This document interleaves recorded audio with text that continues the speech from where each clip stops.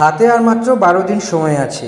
এই 12 দিন সময়ের মধ্যেই অনেক কিছু নির্ধারিত হয়ে যাবে বিধানসভা ভোটের কী হতে চলেছে। তার মধ্যে অন্যতম গুরুত্বপূর্ণ বিষয় হলো আগামী 23শে এপ্রিল প্রথম দফার ভোট গ্রহণ করা হবে। তার আগে নমিনেশন পর্ব চলছে। এই নমিনেশন পর্বতেই নানা রকমভাবে বিভিন্ন কেন্দ্রের প্রার্থীরা যারা দাঁড়াচ্ছেন যে কেন্দ্র থেকে, সেই কেন্দ্রগুলোর খুঁটিনাটি দেখিয়ে দিয়েছি আমরা আগেই। কিন্তু সবার আগে একটা বিষয় হলো যে প্রার্থীরা যে প্রার্থী প্রতিদ্বন্দ্বিতা করবেন তাদের নির্দিষ্ট দলের ব্যানারে অর্থাৎ প্রতীকে সেই সমস্ত প্রার্থীর হলফনামায় সম্পত্তির পরিমাণ কি হয়েছে গত 2021 এবং আজকে, মানে বিগত 5 বছরে সম্পত্তির পরিমাণ কতটি বেড়েছে বা কমেছে, সেই তালিকাতেই এবারের ভিডিও হলো বিরোধী দলনেতা শুভেন্দু অধিকারী। কেননা তিনি নন্দীগ্রাম এবং ভবানীপুর এই জোড়া আসন থেকে প্রতিদ্বন্দ্বিতা করতে চলেছেন। নন্দীগ্রামের ভোট আগামী 23 এপ্রিল অর্থাৎ প্রথম দফা এবং ভবানীপুর আসনের ভোট আগামী 29শে এপ্রিল দ্বিতীয় দফায়। ফলত তাকে প্রথম দফা এবং দ্বিতীয় দফা দুটি দফাতেই প্রতিদ্বন্দ্বিতা করতে হবে। মমতা বন্দ্যোপাধ্যায়ের গড় হিসেবে পরিচিত ভবানীপুর, আর শুভেন্দু অধিকারী গতবার মমতা বন্দ্যোপাধ্যায়কে প্রায় 2000-এর কম ভোটে হারিয়েছিলেন। এবারে 5 বছরের পর যা দেখতে পাওয়া যাচ্ছে সেটা হল নির্বাচন কমিশনের ওয়েবসাইটের তথ্য অনুযায়ী গত 5 বছরে আয়কর রিটার্ন বিশ্লেষণ করলে দেখা যায় শুভেন্দু অধিকারীর ক্রমাগতভাবে আয় বৃদ্ধি পেয়েছে। 2020-21 সালে অর্থবর্ষে তার আয় ছিল প্রায় 8,13,00,000 টাকা। ধীরে ধীরে তা বৃদ্ধি পেয়ে 2024-25 অর্থবর্ষে দাঁড়িয়েছে 17,38,000 টাকা। অস্থাবর সম্পত্তির পরিমাণ যদি দেখতে পাওয়া যায় তাহলে দেখা যাবে হাতের নগদ অর্থ মাত্র 12,000 টাকা, তবে ব্যাঙ্ক অ্যাকাউন্টে অনেকগুলি আছে। সেখানে অস্থাবর সম্পত্তি মোটামুটি 24,57,600 টাকা।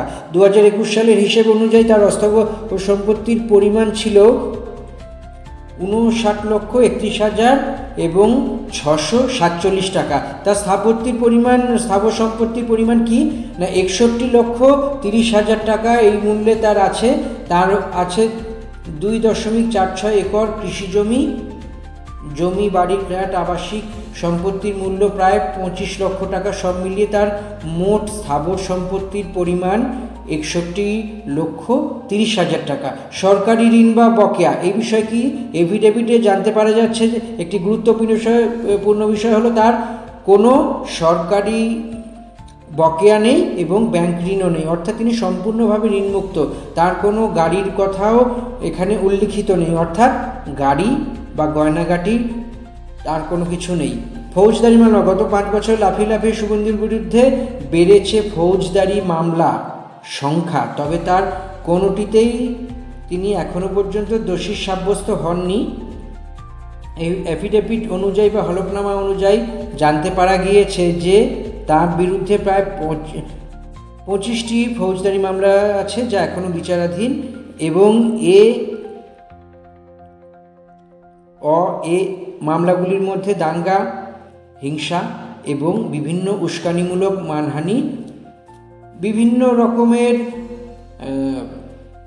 SC/ST অ্যাক্ট এবং ডিজাস্টার ম্যানেজমেন্ট অ্যাক্টের ধারা আছে। এই মামলাগুলির বেশিরভাগই 2020 সালে তৃণমূল কংগ্রেস ছেড়ে বিজেপিতে যোগ দেওয়ার পরে দায়ের করা হয়েছে। হাইকোর্টে ইতিপূর্বেই তার বিরুদ্ধে বেশ কিছু মামলা রক্ষা কবচ দিয়েছিল এবং 2025 সালে অক্টোবর মাসে তার বিরুদ্ধে থাকা 15টি মামলা খারিজ করে দিয়েছে আদালত। তবে সম্পূর্ণ বিষয়টি হলো এই কোনো মামলাতেই এখনও পর্যন্ত তিনি দোষী সাব্যস্ত হননি। আগামী দিনে কি হয় সেটাই দেখার। শুভেন্দু অধিকারী পেশা হিসেবে রাজনৈতিক ব্যক্তিত্ব এবং ব্যবসা বাণিজ্যের উল্লেখ আছে। তার মোট আয়ের উৎস হিসেবে বলা যেতে পারে বিধায়ক হিসেবে বেতন, পেনশন, ব্যবসা থেকে উল্লেখযোগ্য আয়। শিক্ষাগত যোগ্যতা হিসেবে তিনি রবীন্দ্রভারতী বিশ্ববিদ্যালয়ে MA ডিগ্রি অর্জন করেছেন বলে জানিয়েছেন। তিনি জানিয়েছেন তার ব্যক্তিগত বাড়ি বা গয়না কোনোটাই নেই। নন্দীগ্রামের রাজনৈতিক লড়াইয়ে ও অর্থনৈতিক প্রোফাইল ইত্যাদি ক্ষেত্রে তার কতটা প্রভাব ফেলবে সেটাই এখন দেখার। এরপর যা সময় আসছে আগামী দিনে ভোট কী হবে। নন্দীগ্রামে 23 এপ্রিল এবং ভবানীপুরে 29 এপ্রিল ভোট হবে। চৌঠা মে একযোগে সমস্ত রেজাল্ট বেরোবে, সেই দিকেই তাকিয়ে আছে। এবং সব মিলিয়ে বলা যেতে পারে যে অত্যন্ত বড় সড়ো লড়াই হতে চলেছে, কেননা ভবানীপুরে বিদায়ী মুখ্যমন্ত্রী মমতা বন্দ্যোপাধ্যায় ভার্সাস শুভেন্দু অধিকারী অর্থাৎ বিরোধী দলনেতা। সব মিলিয়ে এখন টান টান উত্তেজনায় চলছে, প্রহর গুনছে গোটা রাজ্য। এই মহারণ কবে দেখতে পাওয়া যাবে? সব মিলিয়ে আর কিছুদিন তো অপেক্ষা করতে হবে। 13 দিনের মাথায় নন্দীগ্রামে ভোট এবং 19 দিনের মাথায় ভবানীপুরে ভোট। কি হয়? 2 আসন থেকে তিনি জয়ী হবেন, নাকি 2 আসন থেকে পরাজিত হবেন, না 1 আসনে জয়ী 1 আসনে পরাজিত হবেন, সব কিছু বলবে সময়। আমাদের এই ভিডিওটি দেখতে থাকুন। যদি ভিডিও ভালো লেগে থাকে তাহলে অবশ্যই চ্যানেলটি সাবস্ক্রাইব করে দিন, ফেসবুক পেজটি ফলো করে দিন এবং লাইক শেয়ার কমেন্ট তো করবেনই। ভালো লাগা মন্দ লাগা জানান। সেই রকম ভিডিও নিয়ে আমরা পরবর্তীকালে আপনাদের সঙ্গে দেখা করব।